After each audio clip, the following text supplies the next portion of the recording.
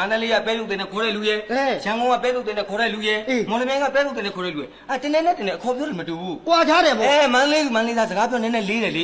ခေါ်တဲ့လူကိုပြောတဲ့လူကိုနည်းနည်းခက်လေးလေးပဲပြောတယ်မောင်ခေါ်တဲ့လူကလည်းဒီဘက်ကပဲပြုခေါ်တဲ့လူကလည်းဒီဘက်ကလာခက်လေးလေးရန်ကုန်ကျတော့နည်းနည်းတွက်တယ်ပြောပါဒီဘက်ကပဲပြုဒီဘက်ကလာနည်းနည်းတွက်တယ်မော်လမြိုင်ကတော့ဒီချက်တွက်သွားတာပြောတယ်မောင်ဘာလို့လောင်းခေါ်တဲ့လူအော်တဲ့လူဘယ်လိုက်ရှာလိုက်မှာမလို့ပျောက်တယ်အောင်မလေးတွေစကားပြောတော့ကျင်တော့မတူဘူးဗျာခေါ်ပြောလေးတွေကွဲတယ်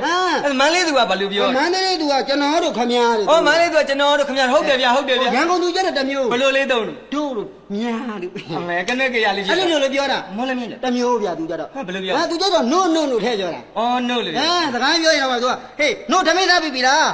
နို့ရေချိုးပြီလားနို့အနာပေါက်လို့သို့အကျိတ်ကြီးလေလောက်ကြီးကိုဘဝပိတ်ရောက်တော့ခင်ဗျ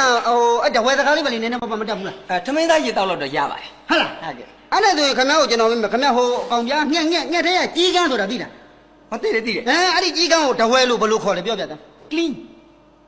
ကလင်းဟုတ်ကဲ့ဗျာဟိုအဲ့ဒါဆိုရင်ဟိုကျောင်းကိုဘယ်လိုခေါ်လဲကျောင်း clown ဟုတ်သွားပြီအဲ့ဒါဆိုရင်ခင်ဗျားဂဲလုံးကိုကလေးအဲ့ဒါဆိုခင်ဗျားကိုကျွန်တော်မေးမယ်ဗျာမေးသားအဲ့ဒီဟိုကျောင်းမော်ကြီးကိုဂဲနဲ့ပြည့်ပြုတ်ရကြီးချေကျိုးအဲ့ဒါကိုပြောသားတော်ဝဲလို့မင်းမတက်ပါရအောင်ဖြေမယ်ဖြေ